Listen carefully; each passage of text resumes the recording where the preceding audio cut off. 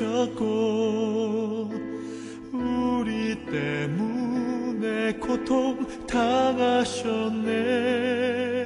우리 때문에 칼보리 오르셨네. 무지한 우리 때문에. 신명기 27장은 이스라엘 백성들이 가나안 땅에 들어가서 제일 먼저 해야 할 일이 무엇이 되어야 하는지에 대한 말씀으로 시작을 합니다. 모세는 큰 돌에다가 하나님의 율법의 모든 말씀들을 기록하여 에발산에 세우라고 명령합니다. 이 당시에는 특별히 기념이 될 만한 사건이 있거나 또는 상호 간에 약속한 내용을 기록하여서 돌에 그 내용을 기록하고 또 기념비로 삼는 일들이 있곤 했습니다.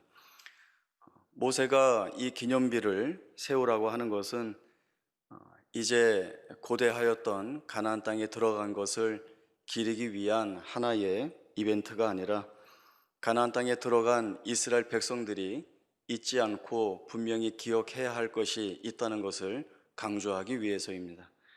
그것은 하나님이 약속하신 땅을 너희에게 주셨다라고 하는 것입니다.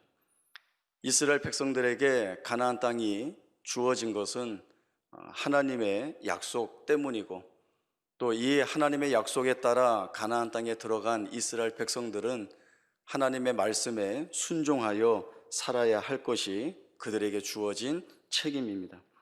이러한 사실을 기념하고 기억하기 위해 기념비를 세우는 것입니다.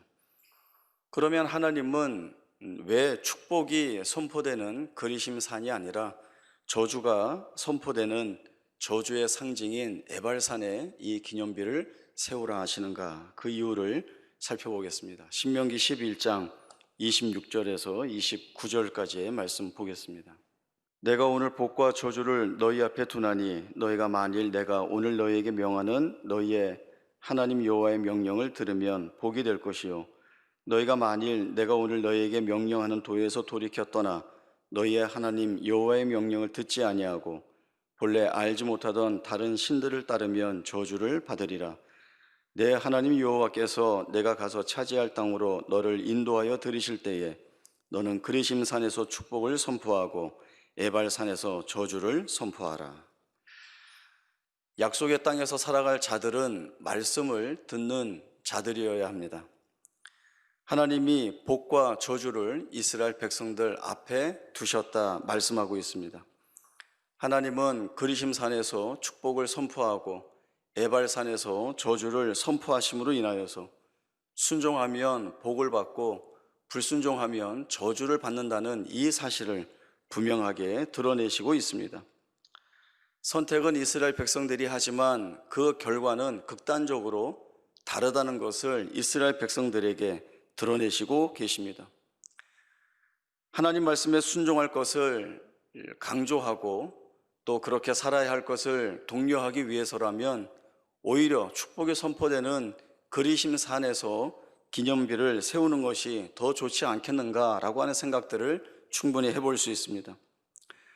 하나님께서 조상들에게 주시기로 한 이 약속의 땅을 그 언약의 후손이 얻어서 그 땅에서 복되게 사는 것, 그리고 하나님 앞에서 즐거워하며 사는 것은 하나님이 원하고 계시는 것입니다. 그러나 이스라엘 백성들의 여정을 지금까지 보았듯이 그들은 늘 부패한 본성을 쫓았고 또 연약하고 무지함으로 인하여서 불순종의 길을 많이 쫓아갔습니다. 그래서 하나님은 불순종하여서 죄의 길을 따를 때에 받게 되는 그 죄의 심각성이 얼마나 큰가를 경고하시고 그리고 그러한 사실들을 통하여서 불순종의 삶이 아니라 순종의 삶을 쫓기 위하여 애쓰고 또 믿음을 가지고 하나님 앞에 나아가야 된다는 사실들을 드러내시기 위하여서 저주가 선포되는 에발산 위에 기념비를 세우라는 말씀을 주시고 있습니다. 이것은 협박하는 것도 아니고 위협하는 것도 아닙니다. 이스라엘 백성들을 사랑하시기 때문에 이 일을 하나님이 행하고 계십니다. 내가 약속한 땅을 주었으니 이제 그 땅을 말아먹든 망하든 나는 상관하지 않겠다. 너희 알아서 해라. 이러고 이스라엘 백성들을 외면하시는 하나님이 아니라 너희가 내 말에 따라 살지 않으면 큰일 난다, 망한다, 그렇게 살지 마라 라고 하는 경고를 주심으로 인하여서 이스라엘 백성들이 하나님을 택하고 그 하나님을 소망하고 그 하나님을 향한 믿음을 드러내며 살기를 원하시는 것, 바로 이것이 자기 백성을 사랑하시는 하나님에게서 출발하였다는 것들을 보여주고 있습니다. 부모와 자녀와의 관계에서 생각하면 훨씬 쉽게 이해할 수 있을 것 같습니다. 재미있는 이야기가 있는데요. 한 자녀가 부모에게 와서 이런 말을 합니다. 에베소서 6장에 보니까 너희 자녀를 노엽게 하지 말라는 말씀이 있습니다. 그러니 저 화나게 하지 마세요. 이 이야기를 하는 거죠. 그러니까 이제 부모님도 이야기를 합니다. 성경에는 이런 말씀도 있단다. 잠언 23장에 보면 너희 아이를 훈계하려 하지 않으려고 하지 마라. 채찍으로 때릴지라도 그가 죽지 아니하리라. 그러니 너 조심하고 말 잘 들어라 했더니 자녀가 예 하고 돌아갔다는 겁니다. 부모는 자녀들의 자존감을 높여주고 또 자녀들이 노엽지 않게 부모의 넉넉한 사랑 안에서 커가게 하는 그런 책임이 있습니다.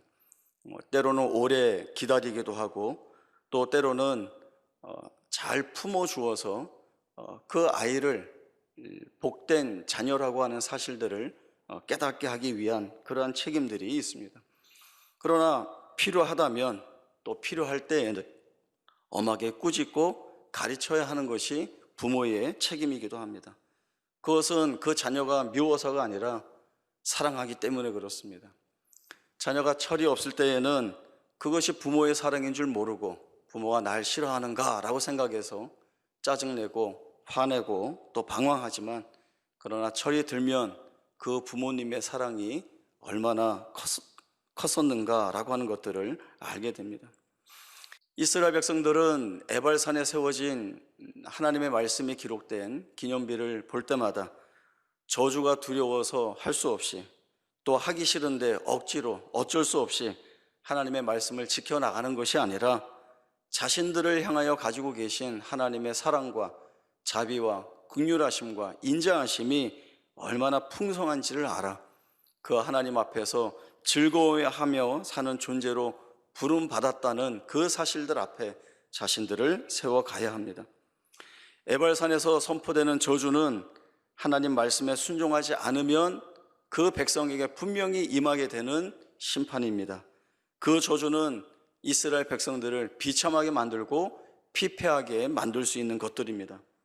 그럼에도 그 저주는 이스라엘을 망하게 하는 도구로 하나님의 손에 붙잡혀 있는 것이 아니라 하나님과 언약을 맺은 언약 백성이 서야 할 자리로 이끄는 하나님의 은혜로우신 방편이며 또 하나님이 부르신 그리고 택하신 자기 백성을 결코 포기하지 않으신다는 증거가 되기도 합니다. 우리도 살아가다 보면 우리의 믿음이 흔들릴 때가 있습니다. 우리의 믿음이 언제 흔들립니까?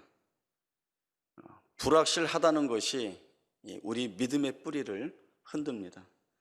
무언가 확실하게 보장된 것이 없어서 또 원하는 결과가 이루어지지 않아서 내가 힘으로 삼을 만한 것들이 내 손에 쥐어지지 않아서 그리고 내 눈으로 확인되는 것이 없을 때에 불안해합니다.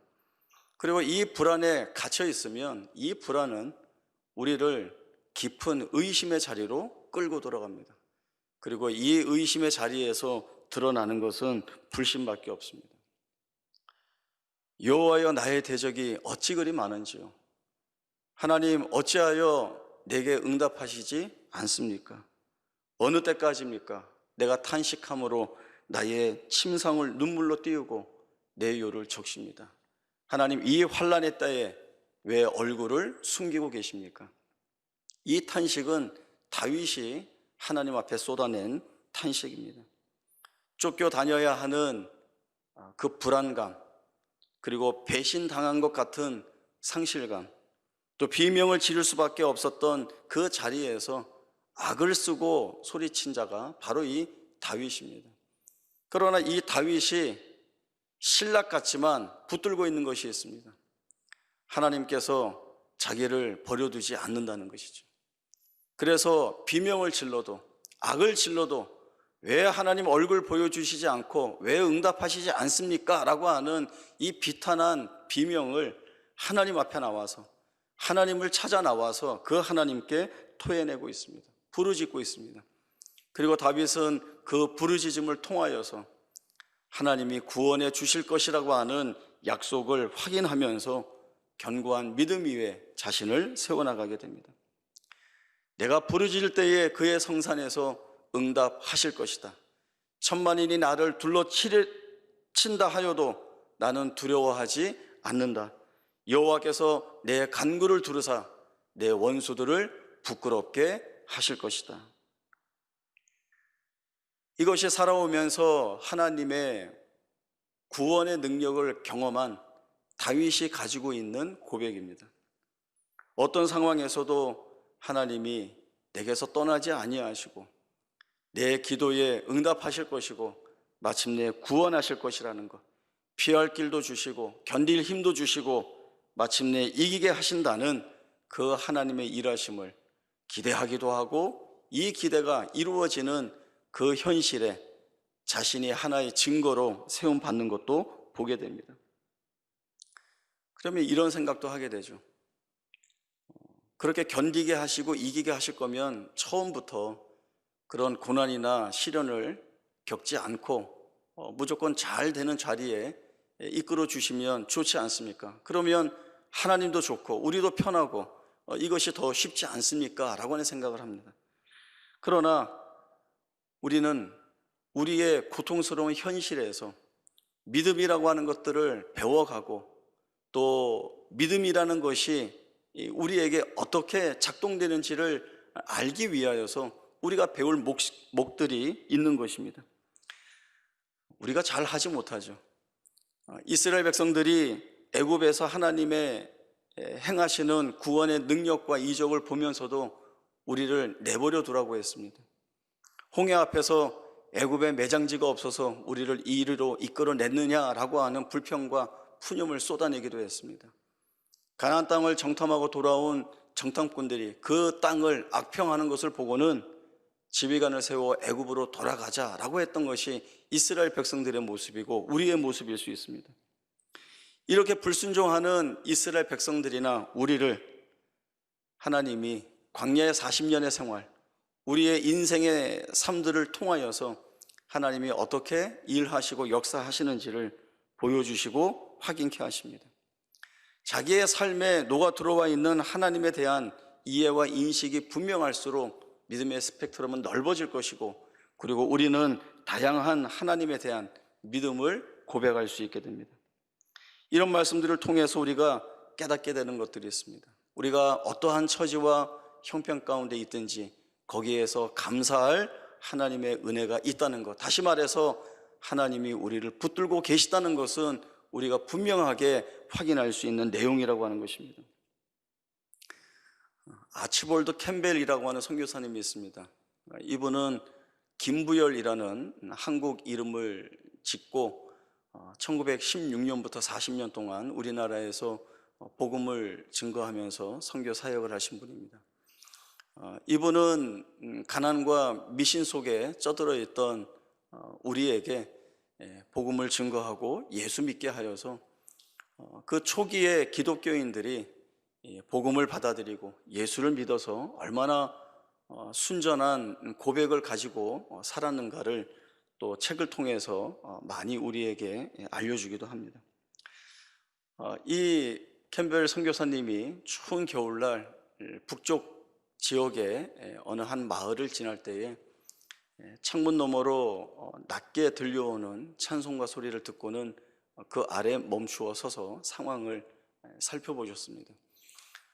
하루를 고단하게 일하고 돌아온 한 농부가 잠자리에 들기 전에 하나님 앞에 예배를 드리면서 찬송가를 부르고 있었던 모양이었습니다. 이 캠벨 선교사님은 이렇게 그때를 회상하면서 이야기를 합니다. 내 평생 이런 예배, 이에 견줄 만한 예배는 없었다라고 하는 것이죠. 척박하고 고단한 삶을 살기 위해서 애써야 했던 한 사람, 한 성도, 그리고 내일 어떤 변화가 없을 것이라고 하는 그러한 어려움 속에서도 그는 하루의 시간 안에서, 그 하루 속에서 하나님이 자신에게 주신 은혜들을 찾아내어서, 끄집어내어서 그에 대한 감사의 찬송을 하나님 앞에 올리고 있습니다. 우리에게 하나님은 어떤 하나님이신지 분명합니다. 우리에게 주어진 약속 또한 분명합니다. 하나님은 우리에게 약속하신 것을 우리의 삶 가운데에서 철저하게 확인시켜 주시고, 그리고 종래에는 최종적 승리와 영광의 자리에 세워 주실 것입니다. 그래서 우리의 삶 모든 부분에서 이 하나님을 깊이 만나야 하는 일들이 필요합니다. 깊이 만날 때에 우리는 하나님의 하나님 되심을 이해하고 인식하고, 그리고 온전히 고백할 수 있게 됩니다. 하나님도 깊은 자리에서 우리를 만나시려고 우리를 이끌어내십니다. 그리고 우리에게 말씀하십니다. 너희가 말하는 수치, 너희가 말하는 고통, 그리고 너희가 말하는 저주 속에서 나를 하나님으로 고백하겠느냐, 이렇게 물으실 때 우리는 뭐라고 답을 해야겠습니까? 아브라함이 아들 이삭을 바치라는 명령을 받습니다. 아브라함이 믿음의 조상이니까 이 자리를 너무 쉽게 갔다라고 생각할 수 있겠습니까? 그렇지 않다는 생각을 합니다. 마음이 상하죠. 부모의 마음으로 그 마음이 상하고 피를 말리는 심정이었을 것입니다. 고통스러웠을 것입니다. 믿음이 좋다고 해서 이삭을 데리고 가는 그 사흘길을 마치 소풍 가듯이 아무렇지도 않게 갈 수는 없었을 것입니다. 그 길에서 얼마나 큰 고통의 믿음의 싸움이 있었을까요? 그러나 아브라함은 아들 이삭을 번제로 드리는 자리에 자신을 세웁니다. 아브라함이 바라보았던 것은 하나님의 약속입니다. 하나님께서 내 후손을 하늘의 별과 같이 바다의 모래와 같이 해주겠다라고 하는 그 약속이 성취되기 위해서는 이 이삭이 첫 단추라는 것을 이 아브라함이 잘 알고 있습니다. 그렇게 하나님의 명령에 따라 번제로 드리더라도 죽은 자 가운데서 도로 받는 것처럼 하나님이 능히 이삭을 살려 내 품에 다시 주실 것이라고 하는 믿음이 이 아브라함에게 있었습니다. 이 아브라함이 얼마나 깊은 자리에서 하나님을 만나고 있는가를 전적으로 보여주는 대목이 됩니다. 우리는 하나님을 어떻게 알고 있습니까? 도움이 필요할 때만, 또 해결할 문제가 있을 때만 찾는 하나님인지, 보험처럼 들어두어서 내가 위급할 때에 내 안정과 또 내 안녕을 지켜주는 하나님에 불과한 것인지, 또 내가 뭘 하다가 잘 안 됐을 때 내 분노를 쏟아낼 화풀이 대상으로 삼고 있지는 않은지, 성경을 통해 우리에게 주어지는 하나님이 어떤 하나님이신지 주의하여 살펴봐야 합니다. 그리고 내가 지나온 삶들을 통하여서 하나님이 내게 주신 은혜가 얼마나 세밀했는지, 또 내 삶 가운데 하나님이 주신 은혜들이 얼마나 켜켜이 쌓여져 왔었는가를 돌아봐야 합니다. 그 돌아보는 자리에서 우리는 거부할 수 없는 심령의 고백으로 하나님이 나를 위하여 일하셨고 내게 주신 은혜로 오늘 내가 이 자리에 서 있습니다. 앞으로 살아갈 날들도 주의 손에 있기에 주께 모든 것들을 다 맡길 수 있습니다 라고 하는 담대한 믿음 있는 고백을 해나갈 수 있게 됩니다. 애들이 어렸을 때에는 부모가 뭘 해줘도 일단 자기 마음에 안 들면 뭐 이래 라고 이야기를 합니다. 그러나 커서 나중에 결혼해서 자기도 자기 새끼 낳아서 키워보다 보면 그때 부모님 마음이 이런 거였구나를 알게 되죠. 아버지의 마음이 이렇게 컸구나, 그때 흘린 어머니의 눈물이 이런 거였구나를 알게 됩니다. 그렇듯이 하나님 이게 뭡니까? 도와주시지 않으려면 차라리 방해나 하지 마세요 라고 하는 철딱서니 없는 말을 우리가 할 수도 있겠지만, 하나님은 그 소리를 들으면서도 우리를 포기하지 않는 그 자리에서 우리를 붙들고 계시고 우리를 끌고 나가십니다. 그때야 우리는 우리의 삶의 행복의 조건들이 세상이 가지고 있는 가치, 그런 것들로 좌우되는 것이 아니라 내가 정말 하나님의 통치 아래 서 있는지 그렇지 않은지, 또 하나님의 말씀이 갖는 부요함을 알아 그 말씀을 순종하며 사는지, 아니면 여전히 그 말씀을 순종치 않는지, 이러한 사실들이 결정한다는 것들을 알게 됩니다. 하나님의 말씀이 있고 그 말씀을 통하여 우리는 하나님이 어떤 하나님이신지를 보게 됩니다. 내 삶에서 이루실 하나님의 놀라우신 역사들을 기대하며 또 소망하면서 우리가 가져야 할 것이 바로 믿음입니다. 하나님이 나를 어떤 자리에 놓더라도, 거기가 사망이 음침한 골짜기라도, 때로는 지옥에 밀어 넣는 것 같은 그러한 자리에 있더라도 거기에서 하나님을 향한 원망과 불평이나 불신이 아니라 하나님이 나를 위하여 예비해 두신 은혜가 있다는 것을, 저주가 드러나고 있지만 그 안에 우리를 복되게 하시려는 하나님의 세밀하시고 놀라우신 은혜가 있다는 것들을 보게 하심으로 인한 그 믿음이 오늘 우리의 심령 가운데 채우는 믿음이 되어야 합니다.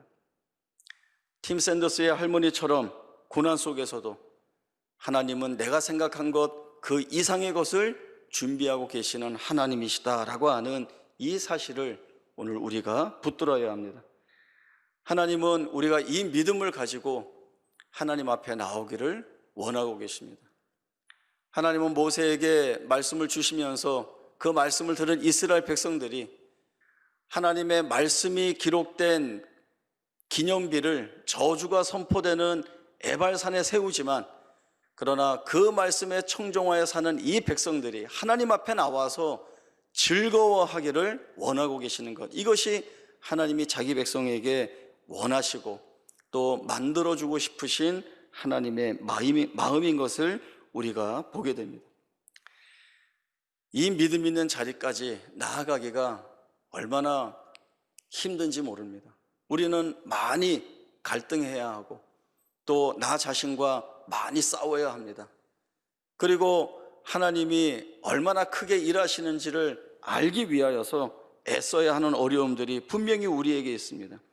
그러나 이 믿음의 자리까지도 하나님이 가실 수 있게 하리라는 믿음이 또 우리를 오늘 그 위에 세우게 됩니다.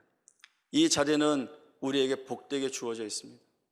내가 무엇을 해서 내 삶을 바꾸거나 내가 무엇을 해서 무엇을 이루어내는 것이 아니라 하나님이 내게서 어떻게 하시는가, 그리고 그 하나님께 내가 물론 알아야 될 것은 다 알지만 그러나 그 하나님 앞에 잠잠히 서 있는 것, 그것만으로도 하나님이 나의 하나님이라고 하는 귀하고 복된 믿음을 하는 자리로 가야 하는 것입니다. 오늘 설교의 결론으로 저희 시편 62편 1절에서 8절까지의 말씀을 함께 읽도록 하겠습니다. 이 말씀이, 이 다윗의 고백이 오늘 우리가 하나님 앞에 올려드리는 고백이 되기를 바랍니다. 시편 62편 1절에서 8절까지의 말씀입니다. 나의 영혼이 잠잠히 하나님만 바라며 나의 구원이 그에게서 나오는도다. 오직 그만이 나의 반석이시요 나의 구원이시요 나의 요새이시니 내가 크게 흔들리지 아니하리로다. 넘어지는 담과 흔들리는 울타리 같이 사람을 죽이려고 너희가 일제히 공격하기를 언제까지 하려느냐. 그들이 그를 그의 높은 자리에서 떨어뜨리기만 꾀하고 거짓을 즐겨하니 입으로는 축복이요 속으로는 저주로다. 나의 영혼아 잠잠히 하나님만 바라라. 물은 나의 소망이 그로부터 나오는도다.